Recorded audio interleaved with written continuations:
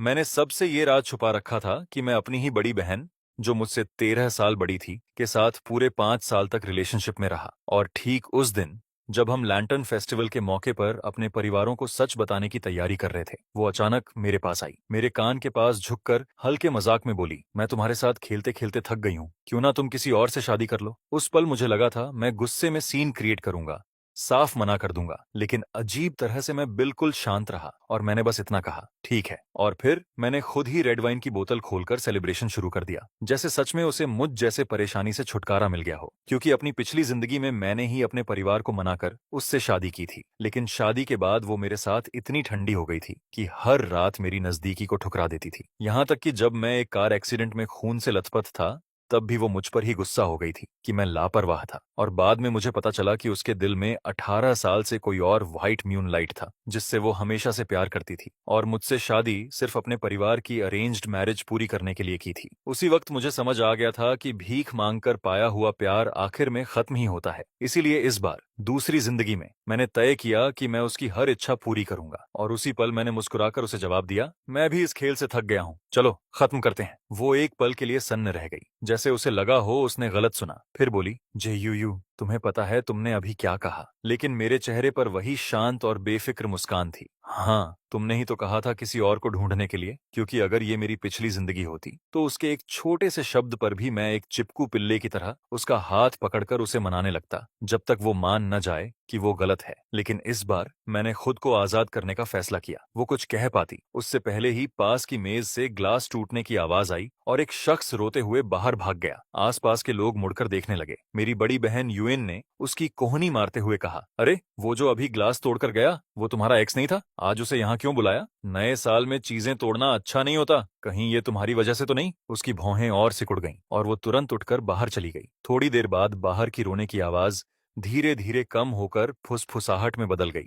जैसे कोई कपल बात कर रहा हो। इधर खाना एक एक करके आता रहा और मैं बस अपने कटोरे में चुपचाप खाता रहा, क्योंकि अगर ये पहले होता तो हर डिश के साथ मैं उसके छोटे कटोरे में खुद से खाना परोसता। ये आदत मुझे उससे मिलने के बाद से लग गई थी। वो अक्सर काम के कॉल्स में उलझी रहती थी और खाना खाते खाते भी बाहर जाकर फोन उठाती थी। और हर बार जब मेरी बहन मुझे इतना डिवोटेड देखती, वो झलकर कहती, यार तू फिर से उसे खाना दे रहा है, अपनी खुद की बहन के लिए तो इतना अटेंटिव नहीं है। सच बता, कहीं तू उससे प्यार तो नहीं करने लगा? कई बार मैं सच बोलने ही वाला था, लेकिन हर बार वो जानबूझकर दूरी बना लेती, मेरे बालों को ऐसे उलझा देती जैसे मैं छोटा भाई हूं, और मुस्कुराकर कहती कि मैं उसका छोटा भाई ही हूं। मैं भी उसकी मंशा समझ जाता था। वो हमारे रिश्ते को पब्लिक नहीं करना चाहती थी। पूरे 5 साल में उसने कभी भी अपने सोशल मीडिया पे मेरे बारे में कुछ पोस्ट नहीं किया, यहाँ तक कि प्राइवेट विजिबल पोस्ट भी नहीं, जैसे वो हमारे प्यार का कोई निशान ही नहीं छोड़ना चाहती थी। लेकिन मैं उसे इतना प्यार करता था कि बार बार खुद को परछाइयों में छुपाने के लिए तैयार था। मुझे चुपचाप खाते देखकर मेरी बहन हंसते हुए बोली, क्यों ना जाकर वनी दीदी को देखाओ, ध्यान रखना कहीं वो किसी और लड़के के साथ भाग ना जाए। मेरी चॉपस्टिक पकड़ने वाली उंगली वहीं रुक गई और मैंने शांत होकर कहा, अगर वो किसी के साथ चली भी जाए तो मेरा क्या? मैं तो उसका भाई हूँ, मुझे बीच में पड़ने की क्या जरूरत है? ये सुनकर मेरी बहन ने मुझे गौर से देखा, जैसे मेरे चेहरे से कुछ पढ़ना चाहती हो। तभी सुआनीन और सनचेन वापस आ गए। सनचेन की आंखें लाल थीं, जैसे वो अभी अभी रोकर आया हो, और सुआनीन उसका हाथ पकड़कर उसे बार बार दिलासा दे रही थी। ये देखकर मेरी बहन ने ताली बजाते हुए कहा, अरे वाह, वैनिंग निन और सनचेन फिर से साथ आ गए। ये सुनते ही उसने अचानक मेरी तरफ देखा। उसकी आंखों में घबराहट की एक चमक आई। तुम क्या बेकार की बातें कर रही हो? वो और मैं तो बस पुराने क्लासमेट्स हैं, थोड़ा कंसर्न दिखा दिया तो क्या गलत है? मेरी बहन बिना झिझक उसके पास गई और बोली, मैं भी तो तुम्हारी पुरानी बेंचमेट हूँ, मेरे लिए थोड़ा कंसर्न नहीं दिखा सकती? सु वैन निंग हल्के से मुस्कुराई और उसे धक्का देते हुए हट गई। और सन चेन के उस नाजुक और उस पर निर्भर दिखने वाले रूप को देखते हुए मैंने अपनी बहन को पीछे खींच लिया और कहा, सिस, दूसरी बहन और भाई सन चेन की दुनिया डिस्टर्ब मत करो, जल्दी वापस आकर खाना खाओ। इतना कहते हुए मैंने सु वानिंग की तरफ एक चमकती हुई मुस्कान के साथ देखा और बोला, है ना दूसरी बहन? ये सुनते ही वो एक पल के लिए जड़ हो गई। उसकी आंखों में एक अजीब सा भाव था जिसे मैं समझ नहीं पाया, लेकिन आखिर में उसने कुछ नहीं कहा और बस सनचैन का हाथ पकड़कर वहां से चली गई। और जैसे ही वो दोनों टेबल से हटे, आसपास बैठे लोग फुसफुसाने लगे, मैंने पहले ही कहा था ना, व्हाइट मूनलाइट वाला प्यार बहुत ताकतवर होता है। आज की उनकी इंटरेक्शन देखकर लग रहा है फिर से साथ आ जाएंगे, किसी ने कहा। बिल्कुल, उस वक्त सन चेन को किडनी फेलियर के कारण तुरंत ट्रांसप्लांट चाहिए था और सुआनीन ने बिना सोचे अपना किडनी दे दिया था, खुद रिकवर भी नहीं हुई थी और सीधा हॉस्पिटल जाकर उसकी देखभाल करने लगी थी। उसने अपनी आधी जिंदगी दे दी थी उसे। अब जब सन चेन वापस देश आ गया है तो शायद ये दोनों फिर कभी अलग नहीं होंगे। ये सब सुनकर मेरा दिल इतना दर्द करने लगा कि सांस लेना भी मुश्किल हो गया। तब मुझे एहसास हुआ कि उनकी किस्मत तो बहुत पहले से ही एक दूसरे से जुड़ी हुई थी और मैं ही एक बेवकूफ था जो इतने सालों से एक ऐसे रिश्ते को पकड़े बैठा था जिसे कभी रोशनी में आने का मौका ही नहीं मिला। अपनी पिछली जिंदगी में शादी के बाद हमारा रिश्ता पूरी तरह बदल गया था। हम अलग अलग कमरों में सोते थे, यहाँ तक कि खाने के बर्तन भी अलग रखे जाते थे। और जब उसके माता पिता ने हमें बच्चा करने के लिए दबाव डाला, तभी उसने मजबूरी में मुझे गले लगाया जैसे कोई काम पूरा कर रही हो। उस रात उसने लाइट बंद करवा दी और पूरे समय अपनी आंखें बंद रखीं जैसे वो कोई अपमान सह रही हो। और अगले ही दिन वो सन चेन के घर चली गई और पूरी रात वापस नहीं आई। एक सर्दी में जब मुझे इन्फ्लुएंजा हो गया था और मैं बिस्तर से उठ भी नहीं पा रहा था, मैंने उससे मुझे हॉस्पिटल ले जाने को कहा, लेकिन उसने चिड़चिड़े अंदाज में मना कर दिया, ये कहकर कि उसे ओवर टाइम करना है। और फिर मुड़कर सन चेन के साथ एक वॉच शॉप में घड़ी खरीदने चली गई। वहां की सेल्स गर्ल ने उन्हें एक प्यार करने वाले कपल की तरह बधाई भी दी। और जब मेरा कार एक्सीडेंट हुआ और मैं सड़क पर खून से लथपथ पड़ा था, मैंने दर्द में उसे कॉल किया तो उसने झुंझलाकर कहा, सिर्फ एक एक्सीडेंट ही तो है, मर थोड़ी जाओगे, इतना क्यों चिल्ला रहे हो? खुद ही 120 पर कॉल कर लो, हॉस्पिटल बहुत बिजी है, अगर और कुछ नहीं है तो मैं कॉल काट रही हूँ। और जब मैंने दोबारा कॉल किया तो उसका फोन बंद था। उसी रात हॉस्पिटल के बिस्तर पर पड़े पड़े मैंने देखा कि सन चेन ने लगातार 8 पोस्ट्स डाली थीं। हर एक में सू वन उसके साथ डिज्नीलैंड में उसके बर्थडे पर थी। हर 9 फोटो ग्रिड के बीच में दोनों किस करते हुए थे। उस पल मेरी जीने की इच्छा ही खत्म हो गई थी और आखिर में मैं ज्यादा खून बहने की वजह से मर गया। फिर भी सुवानिंग को लगा कि मैं उसके बर्थडे बैंक्वेट में एक्टिंग कर रहा हूँ। अब इस जिंदगी में जहां सु वैनिंग के बिना कोई मेन कैरेक्टर नहीं था, सब अपने अपने में लगे हुए थे। मेरा भी मन नहीं लग रहा था। खाना खत्म करके मैं वहां से चला गया। पहले वो हर 3 मिनट में मुझे मैसेज करती थी, लेकिन आज रात वो असामान्य रूप से शांत थी। बाहर नए साल के पटाखों की आवाज गूंज रही थी, लेकिन मेरे अंदर जरा भी खुशी नहीं थी। रात के 1 बजे एक फायरवर्क ने मेरी खिड़की को रोशन किया और उसी समय सुवान, जो शायद ही कभी सोशल मीडिया पर कुछ पोस्ट करती थी, अचानक अपडेट किया। फोटो में सन चेन उसके कंधे पर सिर रखे गहरी नींद में था और कैप्शन में सिर्फ एक शब्द था। पोस्ट होते ही 1 मिनट के अंदर कमेंट्स भरने लगे, लंबी उम्र साथ बिताओ, हैप्पी वेडिंग। हर तरफ से 100 साल की खुशहाल जिंदगी की शुभकामनाएं आ रही थीं। मैंने भी कैजुअली लाइक कर दिया, लेकिन जैसे ही मैंने पोस्ट रिफ्रेश की वो गायब हो चुकी थी। अगले ही पल सन चेन का मैसेज आया, बहन वैनिन मुझे घर छोड़ने आई थी, मैं उसके कंधे पर सो गया। देर हो गई है और मुझे ठीक नहीं लगा कि वो अकेले वापस जाए, इसीलिए मैंने उसे आज रात अपने घर रुकने दिया। तुम्हें कोई प्रॉब्लम तो नहीं है ना? मैंने बिना किसी भावना के जवाब दिया, हूँ, क्योंकि अब से वो जिसके साथ भी रहे या जो भी करे, उसका मुझसे कोई लेना देना नहीं था। और जैसे ही मैं सोने वाला था, सु वैनिंग का भी मैसेज आ गया, सन चेन अभी हाल ही में देश लौटा है,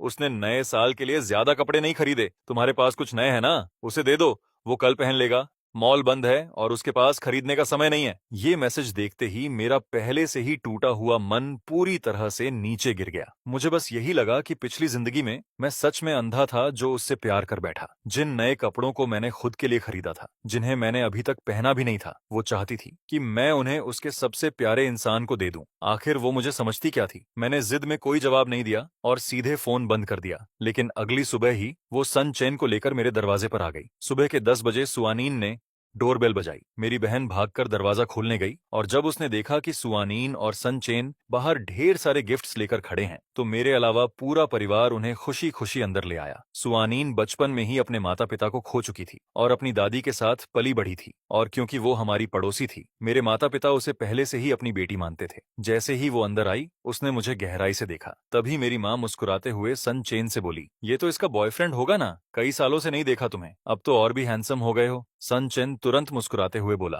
धन्यवाद आंटी, कई साल हो गए आपसे मिले हुए, आप तो अभी भी उतनी ही खूबसूरत लग रही हैं। उसकी मीठी बातों से मेरे माता पिता खुशी से खिल उठे। तभी मेरी माँ ने मुझे आवाज दी, तू अभी तक कमरे में क्या कर रहा है, जल्दी आकर चाय परोस। मैंने चुपचाप उनके लिए चाय डाली और कहा, नया साल मुबारक हो दूसरी बहन और भाई सन चेन। मेरी तरफ देखते हुए सु वैनिंग के चेहरे पर एक अजीब सा भाव था, और जब मैं बाथरूम में गया तो उसने अचानक मुझे मैसेज किया, तुम किस बात पर नाराज हो? लेकिन मैंने उसे पूरी तरह इग्नोर कर दिया। दोपहर के खाने के वक्त हमारे बीच सीट को लेकर छोटा सा मामला हुआ। मैं अपनी यूजुअल जगह पर बैठ गया और सुआनिन बिना कुछ बोले मेरे बगल में बैठ गई, जो कि मेरी बहन की सीट थी। मेरी बहन ने देखा कि उसकी जगह कोई और बैठा है और फिर सन चेन के पास खाली सीट को देखा। अरे, मेरी सीट क्यों ले रही हो? जल्दी जाकर अपने बॉयफ्रेंड के पास बैठो। ये कहकर वो सुआनीन को खींचने लगी। थोड़ी सी खींचातानी के बाद आखिरकार सु वैनिंग मेरे सामने बैठ गई और मुझे गहरी नजरों से देखने लगी, लेकिन मैंने नजरें हटा लीं और चुपचाप खाना खाने लगा। बीच में वो फोन कॉल लेने बाहर चली गई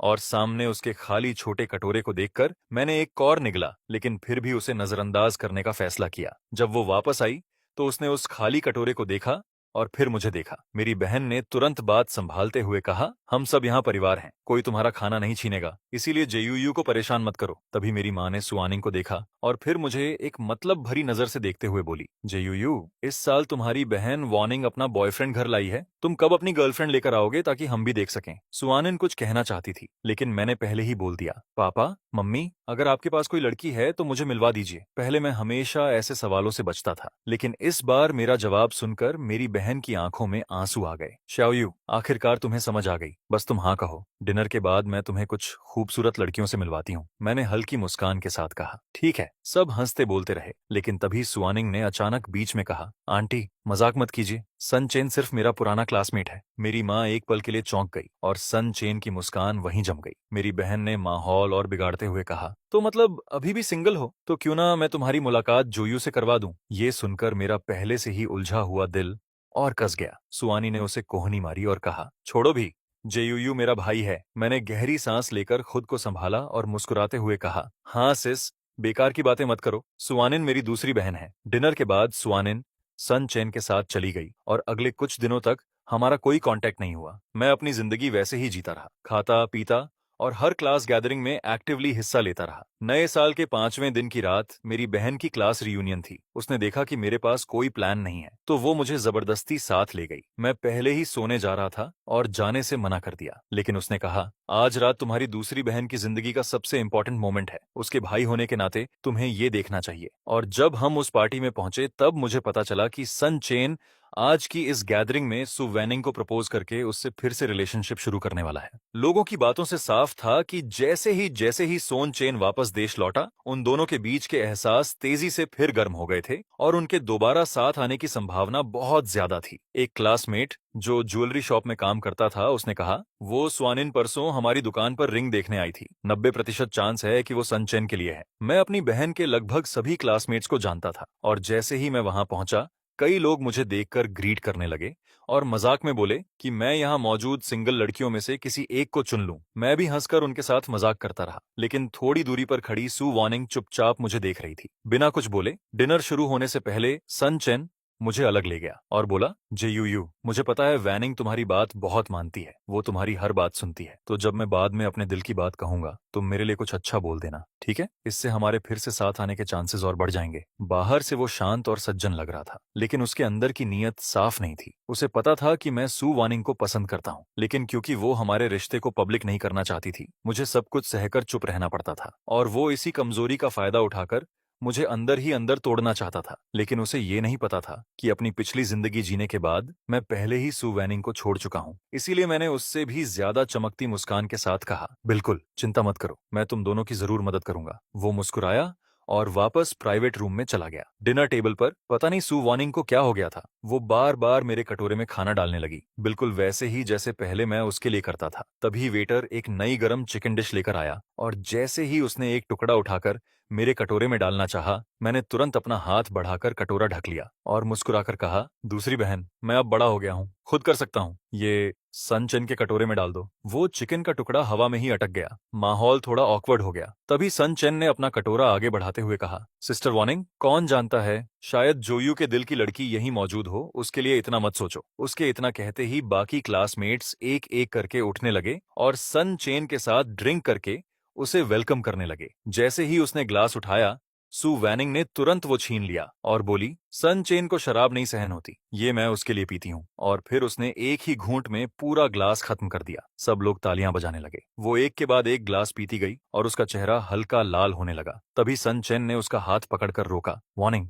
मेरे लिए इतना मत पियो। मुझे नहीं पता वो सच में नशे में थी या नहीं, लेकिन उसने उसे एक नरम नजर से देखा और कहा, ठीक है, तुम्हें शराब नहीं सहन होती, वो लोग तुम्हें परेशान कर रहे हैं। ये सुनते ही पूरा हॉल शोर से भर गया। मुझे समझ आ गया कि उसकी जिंदगी का सबसे अहम पल अब आने वाला है। सन चेन का चेहरा लाल था और उसने कहा, वार्निंग, इतने सालों बाद भी मैं तुम्हें भूल नहीं पाया। क्या हम फिर से साथ आ सकते हैं? सब लोग चीयर करने लगे, सिवाय मेरे। माहौल बिल्कुल परफेक्ट बन चुका था। हीरो अपना प्यार कन्फेस कर रहा था और बस हीरोइन की हाँ का इंतजार था, जैसे कोई परफेक्ट लव स्टोरी बनने वाली हो। स्पॉटलाइट के नीचे खड़े उन दोनों को देखकर मैं भी ताली बजाते हुए बोला, सन चेन जैसा डिवोटेड और हैंडसम इंसान सच में रेयर होता है। दूसरी बहन, क्या तुम हाँ नहीं कहोगी? लेकिन तभी स्वानिन ने मुझे घूरते हुए तीखे अंदाज में कहा, जे यू, आज तुम्हें क्या हो गया है? दूसरों का चीयर करना अलग बात है, लेकिन तुम मेरे बॉयफ्रेंड होकर क्यों प्रेशर डाल रहे हो? उसके ये कहते ही पूरा हॉल एकदम शांत हो गया। मेरी बहन सबसे पहले रिएक्ट करते हुए हैरानी से उसे और फिर मुझे देखने लगी। जे यू, इसने तुम्हें क्या कहा? बॉयफ्रेंड, मैंने हल्की मुस्कान के साथ कहा। सिस, दिख नहीं रहा? दूसरी बहन नशे में है, बस मजाक कर रही है। लेकिन सुआनीन साफ नाराज थी। उसने सन चेन को एक तरफ किया और मेरी तरफ बढ़ी, और जैसे ही मैं एक कदम पीछे हटा,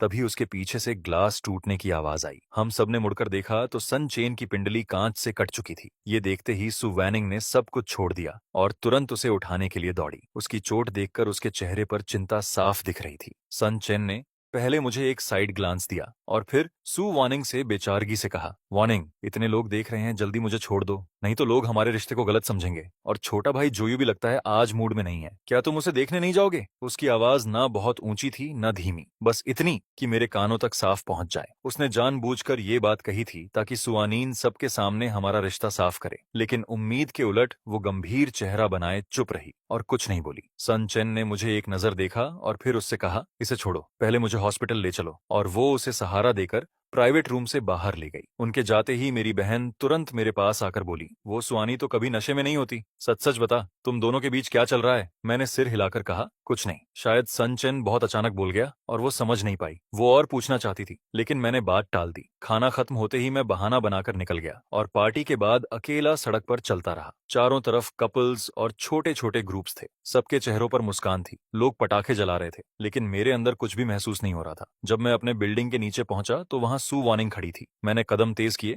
और गेट की तरफ बढ़ा, लेकिन वो एक कदम आगे आकर मेरे सामने खड़ी हो गई। मैंने उसे अवॉइड करना चाहा, लेकिन उसने मुझे जोर से खींचकर अपनी बाहों में भर लिया। अगर ये मेरी पिछली जिंदगी होती तो शायद मैं उस गर्माहट को महसूस करना चाहता, लेकिन अब मैंने उसे ठंडेपन से अलग कर दिया और कहा, दूसरी बहन, ये मेरे घर के नीचे है, अगर मम्मी पापा देख लेंगे तो गलत समझेंगे। वो एक पल के लिए रुक गई और उसका हाथ धीरे धीरे वापस चला गया। फिर उसने पूछा, आज तुम्हें क्या हो गया है? तुम भीड़ के साथ मिलकर क्यों चीयर कर रहे थे? मैंने कंधे उचकाकर कहा, क्या गलत था? सन चेन अभी तक तुम्हें नहीं भूल पाया और तुमने कभी उसके लिए अपनी जान तक दांव पर लगा दी थी। मुझे लगता है तुम दोनों एक अच्छी जोड़ी हो। फिर से साथ आना तो स्वाभाविक है। मैं सच बोल रहा था, लेकिन उसने इसे अलग तरह से लिया। वो जो कभी मुस्कुराती नहीं थी, उसके चेहरे पर हल्की मुस्कान आई और बोली, और तुम अपनी पहचान भूल गए हो? वो कौन था जो कहता था कि अगर मैं किसी भी आदमी के करीब गई तो? इससे पहले कि वो पूरा बोलती, मैंने हाथ उठाकर उसे रोक दिया। सुआनीन, हम पहले ही खत्म कर चुके हैं। वो फिर से जमसी गई और जब उसे यकीन हो गया कि मैं मजाक नहीं कर रहा हूं तो वो घबरा गई। किसने कहा कि हम खत्म हो गए? मैं इसकी इजाजत नहीं देती, मैंने शांत होकर कहा। तुम इजाजत नहीं देती तो क्या?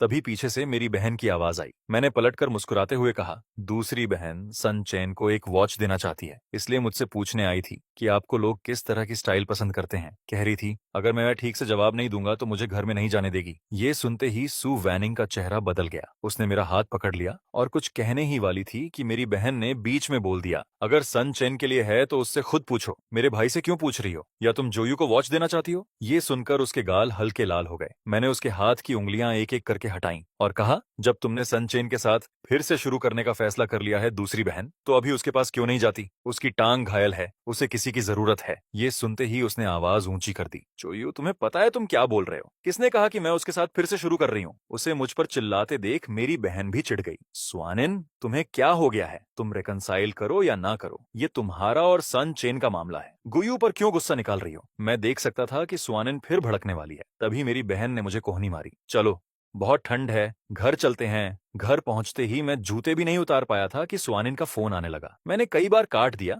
लेकिन वो बार बार कॉल करती रही। आखिर में उसने मैसेज भेजा, तुम कब सोओगे? मैं बाद में तुम्हें लेने आऊंगी। मुझे तुमसे बहुत कुछ कहना है, क्या हम बात कर सकते हैं? मैं फिर से उसके साथ उलझना नहीं चाहता था, इसलिए मैंने फोन ही बंद कर दिया। नहाकर जब मैं लाइट बंद करके सोने वाला था, तभी मेरी बहन ने दरवाजा खटखटाया। जोयू, कोई तुमसे मिलने आया है, जल्दी बाहर आओ। मैंने कंबल सिर पर खींच लिया और कहा, जो भी है कल बात करेंगे। तभी उसने कहा, सनचेन तुमसे मिलने आया है। ये सुनते ही मेरी आंखें खुल गईं। मैं समझ नहीं पाया कि वो मुझसे क्या चाहता है। बाहर जाकर देखा तो सनचेन दरवाजे पर खड़ा था, हाथ में खूबसूरती से पैक किए हुए गिफ्ट्स के बैग और चेहरे पर बड़ी सी मुस्कान। मैं विदेश से कुछ स्पेशल चीजें लाया था, तुम्हें देना चाहता था लेकिन भूल गया। मैंने सीधा पूछा, तुम किसी और वजह से आए हो है ना? वो बिना घुमाए सीधा अंदर आकर कुर्सी पर बैठ गया और बोला, जो यूं मैं सीधी बात करता हूँ। मुझे पता है विदेश में इन सालों के दौरान तुम और वानिन काफी करीब आ गए थे, लेकिन अब जब मैं वापस आ गया हूँ, मैं उससे शादी करूंगा और उसके साथ फ्यूचर में बच्चे भी होंगे। उसने कहा, मुझे उम्मीद है कि तुम उससे थोड़ी दूरी बनाए रखोगे। और मेरे दिमाग में धीरे धीरे एक सवाल खड़ा हो गया। मैंने ठंडे स्वर में कहा, तुम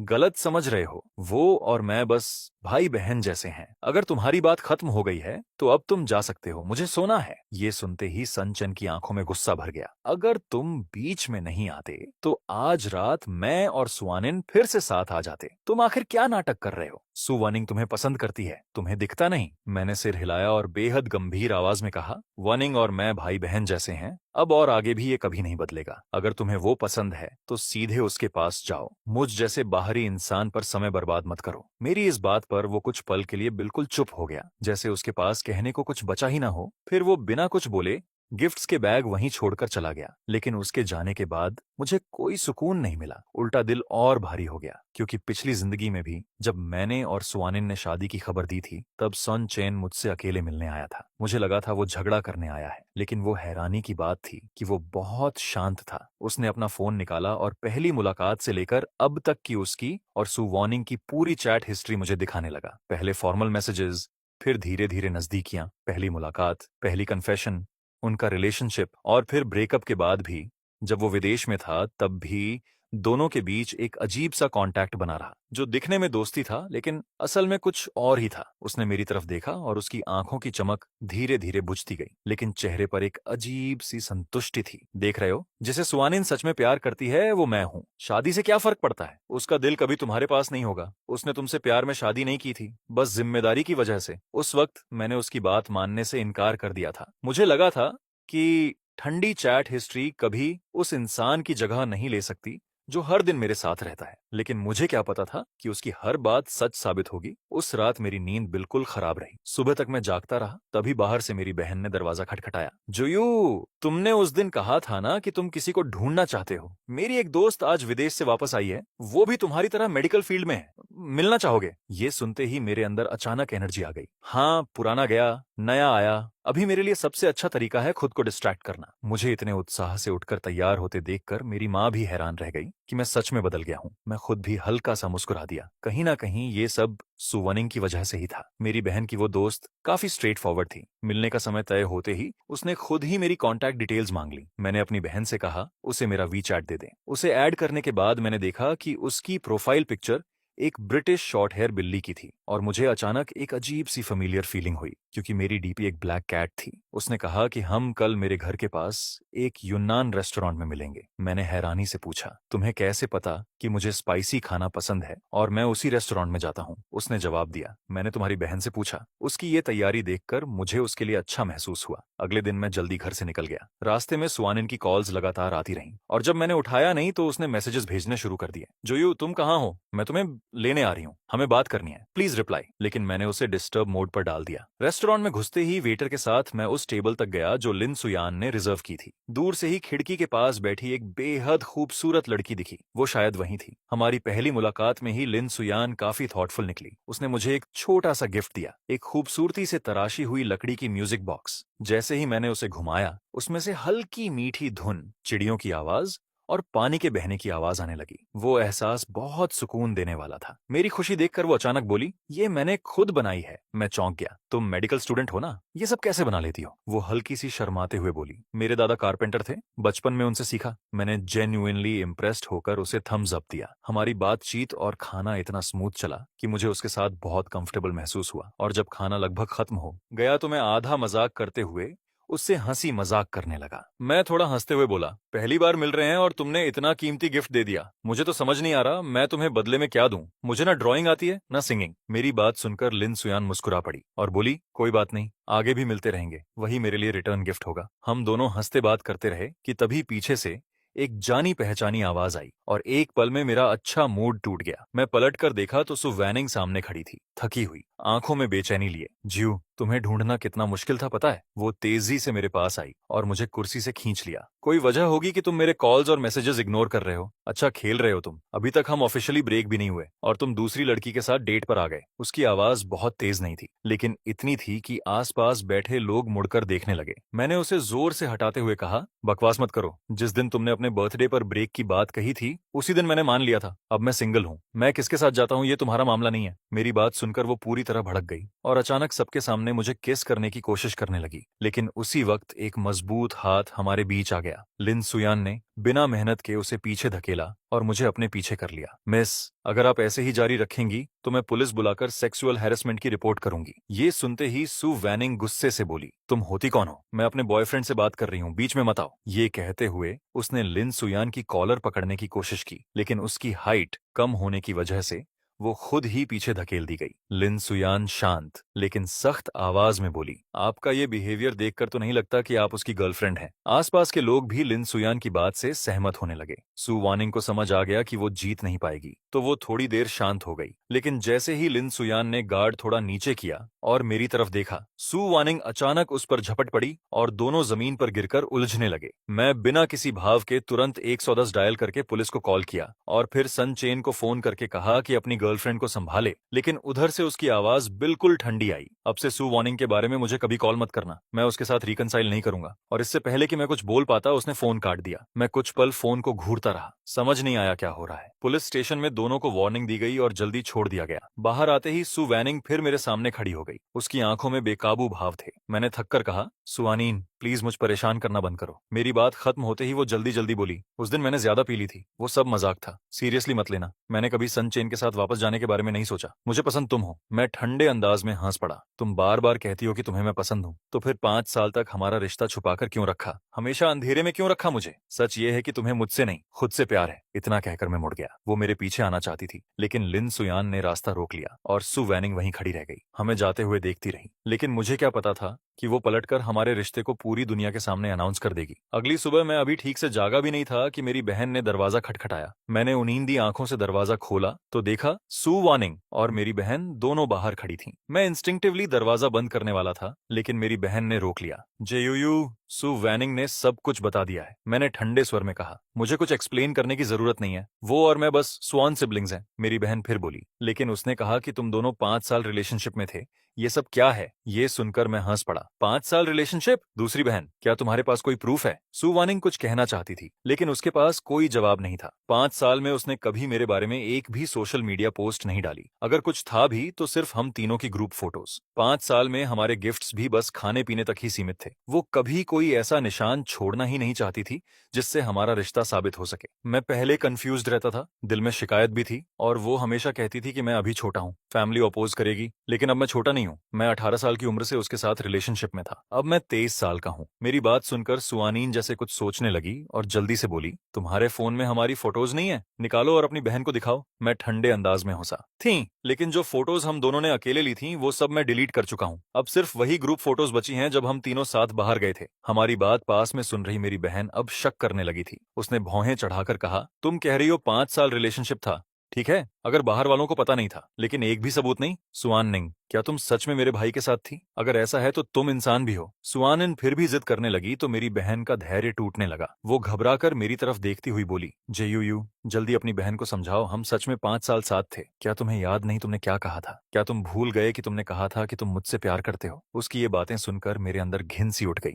मैंने सीधा कहा, सिस, मुझे लगता है सुआनिन ने ज्यादा पी रखी है और अभी तक होश में नहीं आई। इसे बाहर ले जाओ। उसके जाने के बाद मैंने उसका हर कांटेक्ट ब्लॉक कर दिया। बात अब बिल्कुल साफ हो चुकी थी। अब और कुछ भी सिर्फ हैरासमेंट था। फिर भी वो कई बार मेरे घर आकर तमाशा करने लगी। यहाँ तक कि मेरे माता पिता को भी पता चल गया और उन्हें झाड़ू लेकर उसे भगाना पड़ा। वो भी हैरान थे। एक नॉर्मल इंसान अचानक ऐसा कैसे हो सकता है? क्या सन चेन से झगड़ा हुआ है और अब ये तुम्हें सब्स्टिट्यूट बनाना चाहती है? मेरी बहन ने बार बार पूछकर आखिर मुझसे मेरे 5 साल के उस छुपे हुए रिलेशनशिप की सच्चाई निकलवा ली। लेकिन उसने मुझे डांटा नहीं, उल्टा मेरे सिर पर हाथ फेर कर बोली, तू सच में बेवकूफ है। तूने मुझे पहले क्यों नहीं बताया? अगर मुझे पता होता कि सुआनी ऐसी है तो मैं बहुत पहले उसे सारे रिश्ते खत्म कर देती। जूयू, ये याद रख, जिस रिलेशनशिप में तू खुद को दबा हुआ महसूस करे उसे तुरंत खत्म कर देना चाहिए, समझा? मैंने चुपचाप सिर हिला दिया। छुट्टियां खत्म होते ही मैं वापस हॉस्पिटल में काम पर लौट आया। नर्स स्टेशन पर फीमेल कॉलीग्स बात कर रही थीं कि सर्जरी डिपार्टमेंट में एक नई डॉक्टर आई है, बहुत खूबसूरत और विदेश की टॉप मेडिकल यूनिवर्सिटी की टॉपर। जब मैंने सुना उसका सरनेम लिन है तो मेरा दिल एक पल के लिए रुक सा गया। लेकिन मैंने खुद को समझाया कि दुनिया इतनी भी छोटी नहीं होती। मगर उसी सुबह हॉस्पिटल के एंट्रेंस पर बैनर्स लगे थे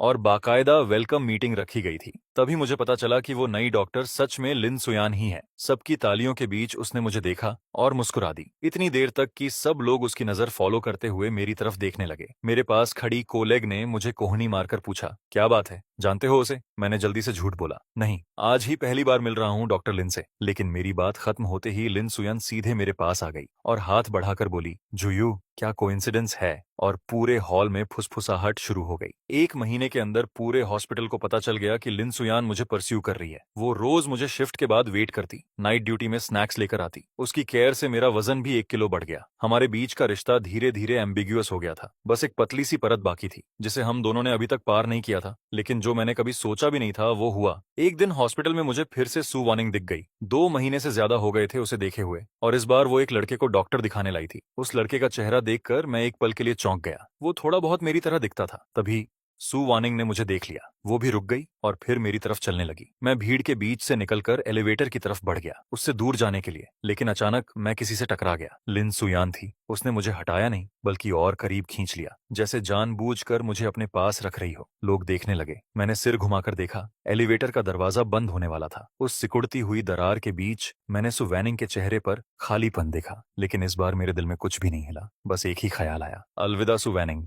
अब मेरी बाकी जिंदगी में तुम्हारा कोई जगह नहीं है, बिल्कुल भी नहीं।